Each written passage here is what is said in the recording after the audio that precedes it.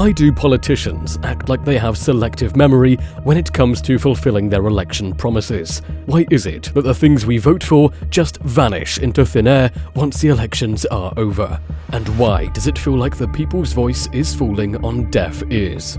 Welcome back to Breakpoint.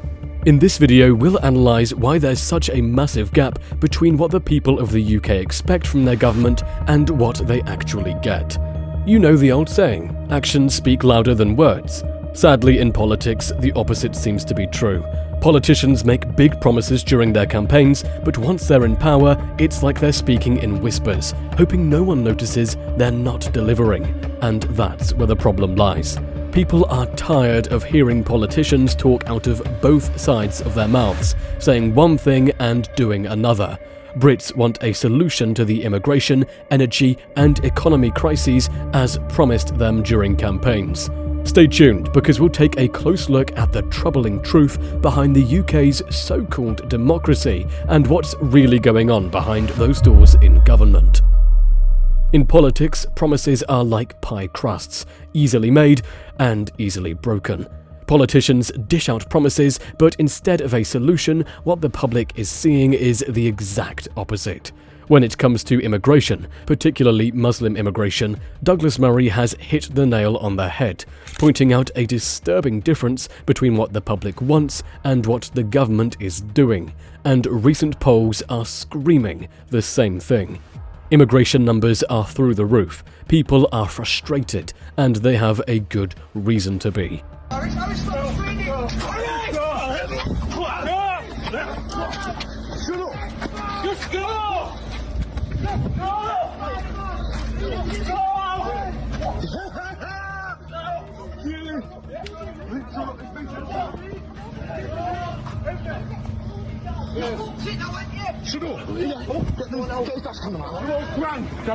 The truth is that many people in the UK, especially in places hit hard by unemployment, feel like they're living a hopeless life.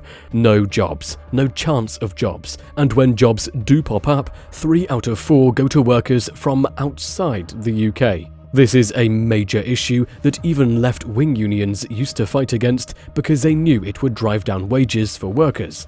But when's the last time you heard a Labour politician stand up for these people? It feels like they've been left out in the cold, abandoned by the very people who promised to fight for them. It's no wonder people are upset. You've probably noticed the riots spreading across the country. These protests are clearly because politicians are not listening.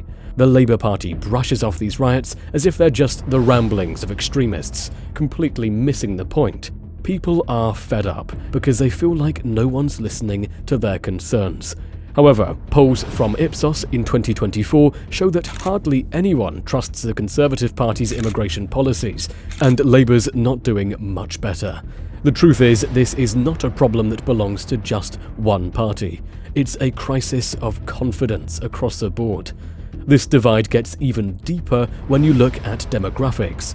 Younger Brits, especially those who've been through the university system, tend to have a more positive view of immigration. That's partly because they've grown up in a more globalized world, and many have been shaped by left-leaning ideas. Meanwhile, older generations and people in areas hit hardest by job losses see things very differently. Nonetheless, it's not just an age thing, it's also a question of where you come from and what your daily life looks like.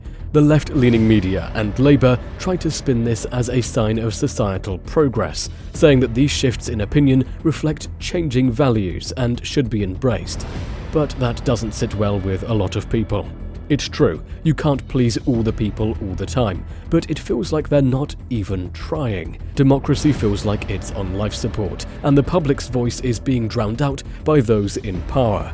Then there's the issue of social cohesion, which is a fancy way of saying how well people from different backgrounds get along.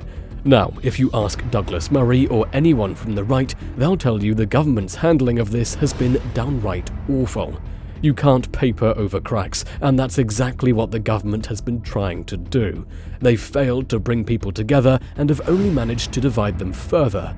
And you know what they say, a house divided against itself cannot stand. The government's policies, particularly its two-tier policing, have only fueled that division. If you're wondering what two-tier policing means, well, simply put, it's when the law isn't applied equally to everyone. Brits feel like they're getting the short end of the stick, while the government gives immigrants, particularly Muslims, an easier ride. Now, if you've been following Tommy Robinson's story, you'll know his name stirs up all kinds of reactions. To the left, Robinson is painted as a far-right villain, but if you dig a little deeper, you'll find that his rise to fame wasn't just about him stirring the pot for the sake of it. He's been loud and clear about his frustration with the government's inaction on Muslim grooming gangs. That's where his activism began, and it hit close to home. His cousin was a victim of one of these gangs. It's not a story you hear much about in the mainstream media, but the gang members, many of them of Pakistani descent, were grooming young girls, sometimes even forcing them into You know, one bad apple spoils the bunch, and that is exactly how Robinson sees these gangs, ruining everything for the Muslim community. Robinson formed the English Defence League, EDL, to shine a light on these issues, but his methods, protests and live streaming outside court cases, got him into trouble with the law, not to mention a string of prison sentences. Regardless of his controversial methods, Robinson's message has always been that Islamic extremism is a danger the UK can't afford to ignore, and he's not wrong. The government's stance, meanwhile, has been to sweep the problem under the rug. They've labelled anyone who speaks out against immigration, or Muslim extremism in particular, as part of the far right.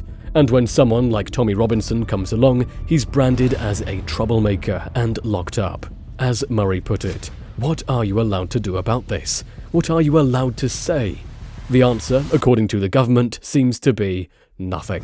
Meanwhile, one of the biggest elephants in the room is the controversy surrounding the scrapping of the Rwanda plan for asylum seekers. Starmer threw that out the window pretty fast. The government continues to let asylum seekers in. It's as if they're filling a bucket that's already full, hoping somehow it won't spill over. The delays in processing asylum claims are getting worse, and the resources needed to help those granted asylum are stretched thinner than ever.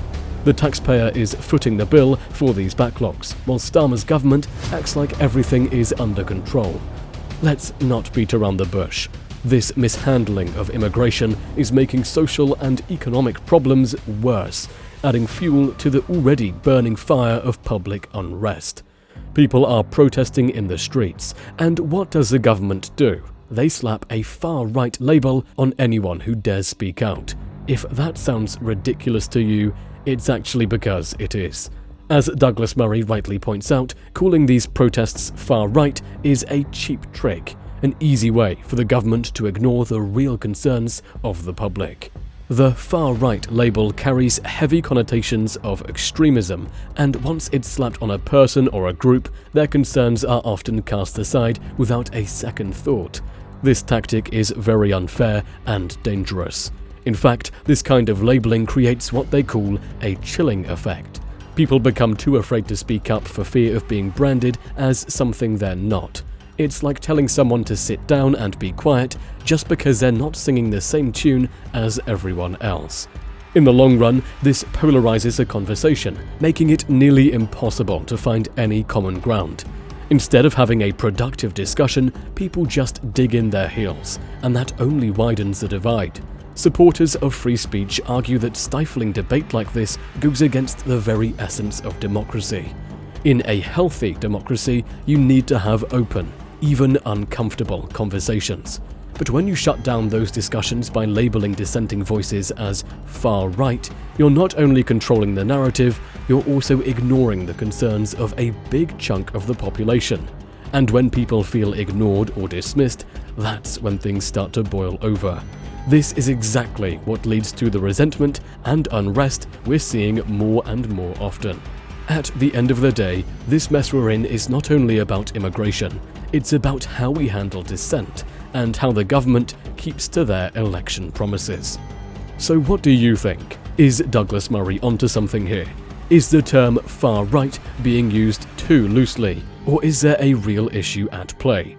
Let us know in the comments below. Like and share this video to spread awareness. If you haven't already, subscribe and click the bell icon so you don't miss out on our future content. Thank you for your support.